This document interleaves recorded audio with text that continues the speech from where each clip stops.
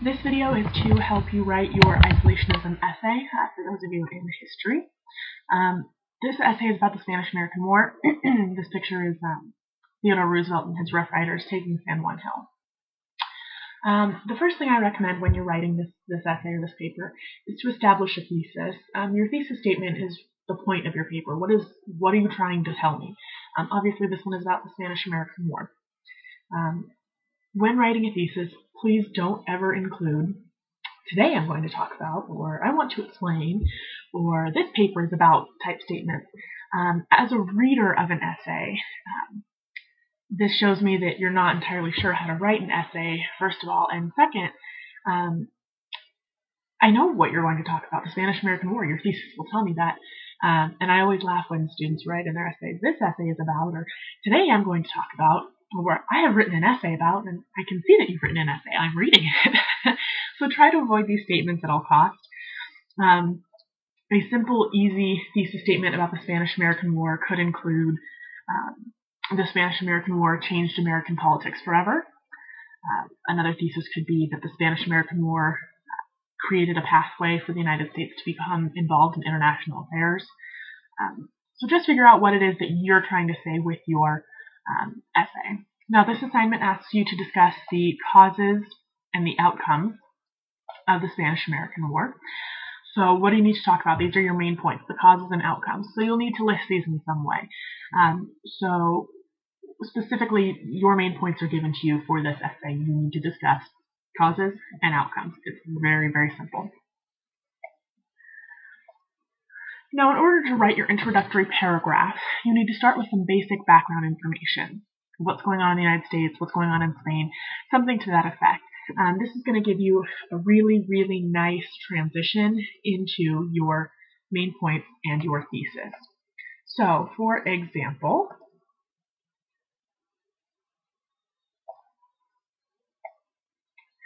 a simple introduction that we could write about, always indent the first line, would be prior to the Spanish-American War, the United States was an isolated nation. So this is giving background information about what's going on in the United States. Do not use this line in your essay. If you do, I will give you a 0 and make you rewrite it. But this gives basic background information into what's going on in the United States at that time. I could change it to talk about Spain struggling with Cuban independence. I could change it to talk about Cuba struggling for independence, a whole myriad of issues. And then explaining our main points. So for this essay, you'll be writing about the causes and outcomes. So the causes of the Spanish-American War include, and then I will list what ones I'm going to be talking about, which means we can kind of jump forward a little bit to the writing about our main points. You need to discuss at least 2 causes of the Spanish-American War in this essay. This could be the Delone letter, Cuban independence and that fight, the explosion of the USS Maine, and anti-Spanish journalism that was happening in the United States at this time. For this example, I will choose Cuban independence and the USS Maine.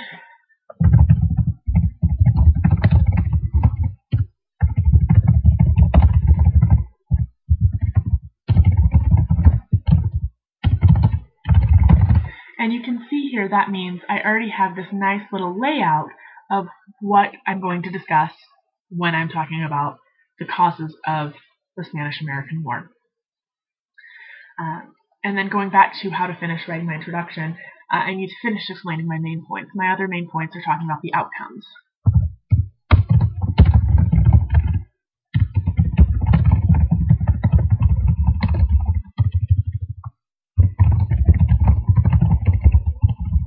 Some of the outcomes of the Spanish-American War include, and then here's just a simple listing of some of the outcomes you can discuss. Again, you need to talk about at least 2 outcomes of the Spanish-American War. Some of these outcomes are the U.S. becoming a global power. The United States established itself as an imperialist nation. We took over Guam and Puerto Rico when we purchased the Philippines for $20 million. Cuban independence and the popularity of Theodore Roosevelt. I'm going to talk about the U.S. imperialism and the popularity of Theodore Roosevelt.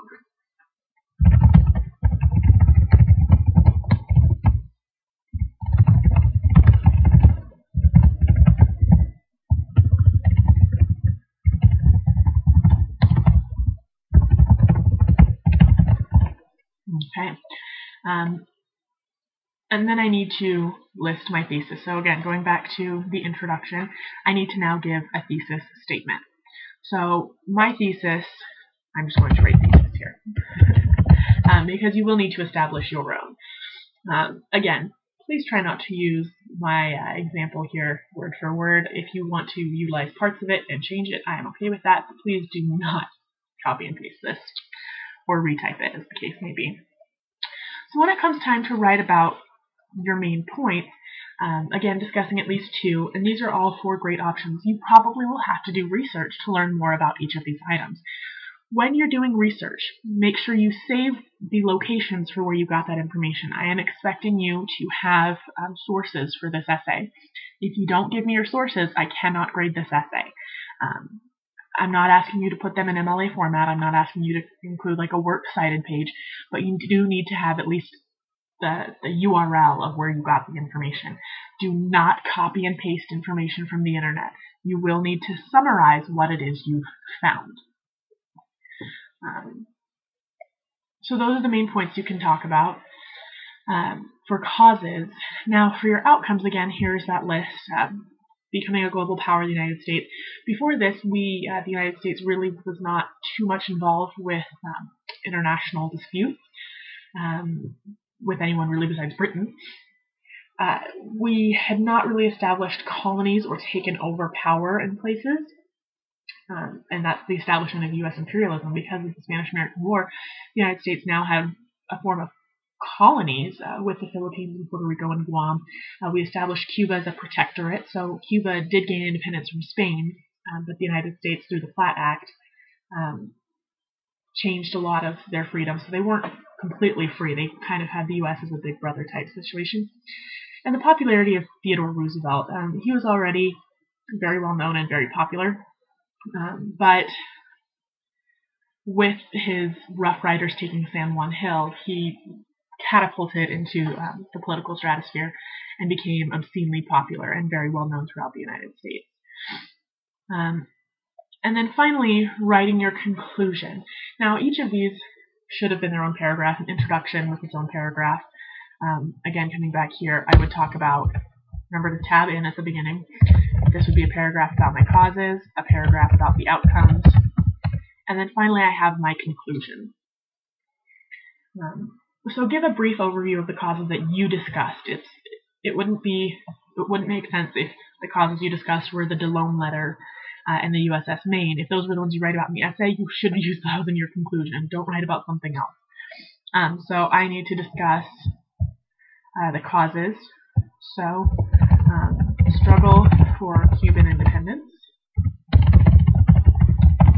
and the explosion of the USS Maine led to the United States declaring war on Spain. So I've discussed my main points for causes in a different way, but they're still there. It's very clear. You can see what the 2 main points I talked about for the causes. And then I need to summarize the outcomes.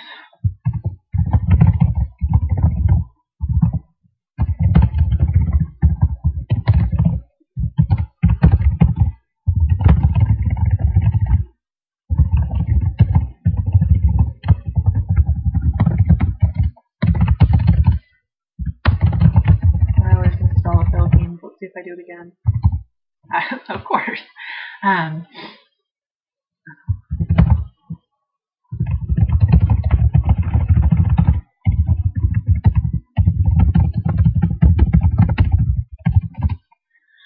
Okay, so I've summarized my main points, and then I need to restate my thesis, whatever that is.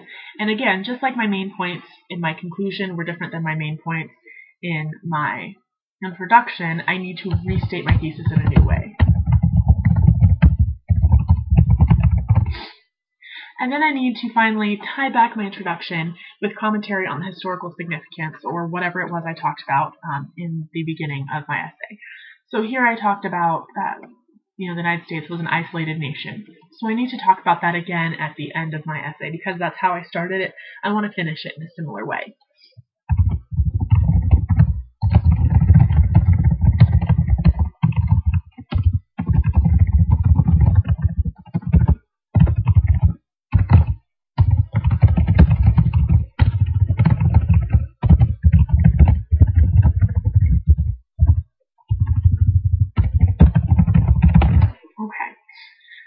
So that kind of wraps it up. The United States could no longer be isolationist. So that would be the basic formatting of my essay. I want to talk about some important finishing touches. Indentations. I cannot stress enough how terrified I get when I open up one of your essays and it's just one big fat block of text. This is cut up, it looks nice, there are separations, versus seeing this as one essay and you turn in one paragraph for an essay. It terrifies me as a teacher. So please make sure that you're creating paragraphs and that they are indented and they look nice. I always recommend that you reread your essay at least once, and it's probably out loud. Doing this helps you pick up on any awkward grammatical things that you'll find.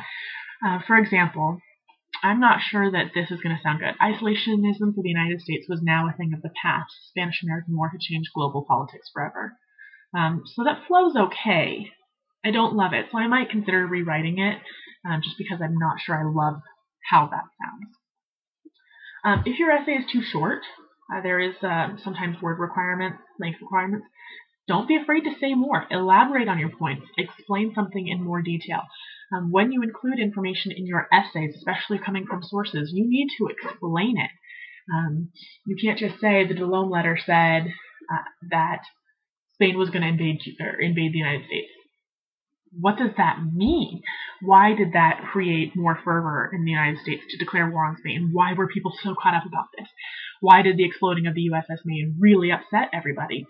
Explain the information that you used.